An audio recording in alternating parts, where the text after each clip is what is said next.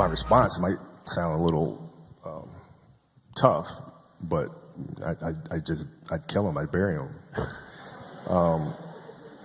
You know, it's you know, tolerance for that and the kind of culture that the Laker organization stood for winning championships is not tolerated. You're going to show up to play, and you're going to lollygag through this scrimmage, through this drill. I'm going to beat you. I'm going to let you know I beat you. And I'm going to want you to reconsider your professional life choice. You know, and for the most part, you know, people will say, okay, that doesn't make a great teammate. Well, I'm not here to be a great teammate. I'm here to help you win championships. So there's a difference. And, you know, fortunately for us and for me, you know, we had an organization that, you know, it was championships or nothing. And they were really good about identifying that and bringing players in here that had that competitive streak and, you know, getting rid of the ones that did not.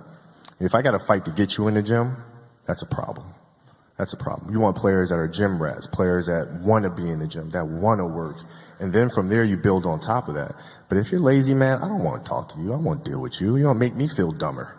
You know, you know, you're going to lower my level. I don't think so. You can go over there. There's plenty of teams in here where you'll fit right in. But your first 3 seasons, then the one game, it's the last game of the season you play Utah. Yeah. The one where you shoot 3 air balls at the end. 5. It was like 5. And then you hit one and his team doesn't go in, right? Mm-hmm. Moses, not Malone, one of the Malones came and spoke to you. I don't know who it was, from the Jazz. Malone, he was saying something, you were not even paying attention. Shaq was whispering something in your ear. What did Shaq say to you in that moment? I don't even know. You don't remember? No, I wasn't paying attention. Got you know, like it was, you know, like for me, it's maybe it's a little like asshole of me or whatever, but whatever. He was trying to whisper encouraging things. I was like, I'm fine. Okay, I shot 5 air balls on national TV in front of millions of people that cost us the series, and I'm 18. I'm fine, dude. How do you get there how does somebody get there mentally with that public humiliation? To some people hurts them and they don't come back? Well, you know, you got to look at the reality of the situation. You know, like for me, it's not, you know, you kind of got to get over yourself. Like, it's not about you, man. Like, oh, okay, you feel embarrassed. You're not that important. Like, get over yourself. That's where you go. Get over yourself, right? Like, you're worried about how people may perceive you, and like you're walking around and it's embarrassing because you shot 5 air balls. Get over yourself, right? And then after that, it's okay, well, why did those air balls happen? Got it. High school, year before, we played 35 games, max, right? Week in between, spaced out, plenty of time to rest. In the NBA, it's back to back to back to back to back to back to back. I didn't have the legs. So you look at the shot, every shot was online. Every shot was online, but every shot was short, right? I got to get stronger. I got to train differently. The weight training program that I'm doing, I got to tailor it for an 82-game season so that when the playoffs come around, my legs are stronger and that ball gets there. So I look at it with rationale and say, okay, well, the reason why I shot air balls is because my legs aren't there. I go, well, next year they'll be there. That was it. Done. Done. But it's simple. Like, if you do the math on this, right? Like, if you're thinking about how often kids are playing, right? And I tell this to my daughter and my daughter's team as well that I coach. It's a simple thing of math. If you want to be a great player, if you play every single day, 2-3 hours, every single day, over the course of a year, how much better are you getting? Most kids will play maybe, you know, an hour and a half, 2 days a week. Right. Do the math on that. It's not going to get it done. It's not going to get it done, right? So if you're obsessively training 2-3 hours every single day over a year, over 2 years. Probably could have made the announcement as early as last season. And I said, you know, if unless something changes, next season is going to be my last season. And then finally I realized, I said, wait, well, you can't make this decision based off of something changing. This is something that's internal. Do you want to do this or not? And if the answer is no, then that passion is no longer there the way it used to be. So just let it go. So there's nothing that could change your mind at this point. There's no streak of success or no... Zero. When we hear words like one-word descriptions of you, I would say competitor. Who's on your short list of best competitors you've faced? Michael Jordan, Allen Iverson are the two that come to mind immediately because they were relentless. Now Michael, his relentlessness was amazing, and Scotty's as well, on both ends of the floor. And then, my generation, AI was much the same. I mean, from opening tip to the end, I mean, this guy was just going and going and going. And he'd always put you in jeopardy. So those two guys are the most competitive I faced. Who came the closest to being the Kobe stopper? The Kobe stopper. Well, the player I always had the most trouble with individually was always Tony Allen. Always. Bruce Bowen was a great defender. See, that was the name that was on my tongue, but Tony Allen... No, Bruce was a great defensive player. Rajah Bell was a great defensive player. Even though he was just that kid? Who is that kid? Yeah, well, I didn't know at the time. I found out, but I didn't really know. Now, if you were going to write letters to the 3 most influential people in your life, who would they be to? What would they say?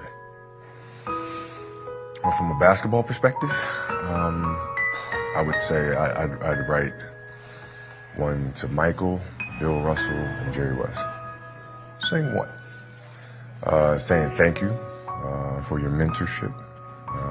Thank you for always being there for me when I reach out and call. If you were having a conversation, you at 37, and I'm Kobe at 18, what would you tell the young Kobe? I would say focus on human nature. You have to balance out understanding human nature with the obsession to understand exact tactics of basketball. And as I've gotten older, I understood you can execute till the cows come home, but if you don't understand human nature, if you don't understand how to relate to others, if you don't understand what makes them tick, you're never going to win a championship. For those 5 championships, are you able to rank them? Are you able to say this one was more significant to me, this one meant more, or this one was more special? How do you rank them? I think the standard answer should be no. They're just like kids. They're all special in their own way. But that's just not true. When we beat Boston in 2010, that for me that's number 1 with a bullet, because going up against 3 sure Hall of Famers, being down the series 3-2, having lost to them in 2008, and understanding the history and the rivalry and all that goes on there, and having a broken finger and playing with a cast on. All of those things make that championship more special than the rest. When you do hang it up here at the end of the year, and you're 1 shy of that number 6, is that going to eat at you? No, I did everything I possibly could, and it sounds crazy to say I won 5 championships and come up 1 short. But honestly, I'm okay with that. It just wasn't in the cards for me to get 6 or 7, but I did everything possible to try to make it happen. And I can live with that any day. If you could have a do-over in your career, what would it be? If I had a do-over, I think I would take more of a leadership role in talking to Shaq earlier before things went south. How did you mend fences with Shaquille, with Phil Jackson? Or is that still in process in ways? No, that process it's over with. The memories that we had were the memories that we had doing battle of us against the world. You know what I mean? And coming out on top. And when you have those moments, you forge this type of bond, right? That becomes bigger than the game, becomes bigger than whatever bickering might have gone on. So I think that was the first step. And then the second step was just maturity. We were both much, much older than we were at the time. And with Phil, when Phil came back to coach in 2006, that was our process. We started that from the first day he came here. When he came back and said, you know what, I want to come help you get these next championships. And I said, Phil, it is not my job to judge or to hold grudges. I understand more than most people that people make mistakes, and we move on. What do you think you're going to miss the most? I think the puzzle of trying to figure out how to get the best out of my teammates, the challenging of them, the relationships I have with them, and then watching them develop from training camp all the way in through the postseason and then to the finals where they're the best version of themselves. You know, that process is the thing that I'll miss the most. You see yourself being a TV guy? No. Really? Yeah, I don't know if I have the patience to do TV.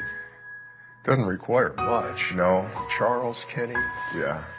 me, you and Shaq side by side. It'd be so mean, warm and fuzzy. You know what's crazy to me is, you know, looking at Charles, you're looking at a transition of a player from, you know, athlete to post. I mean, he's certainly a blueprint. He found what he loves to do and what he's great at and he loves doing, and there you are. If it does intrigue you, I mean, when could you start? Can we just get an agreement here today? Yeah, Okay. yeah. We can have some type of agreement. We'll shake on it. We'll Here you shake go. on it. I'll do 60% of revenue split All right. on the show. Excuse me, let go of my hand.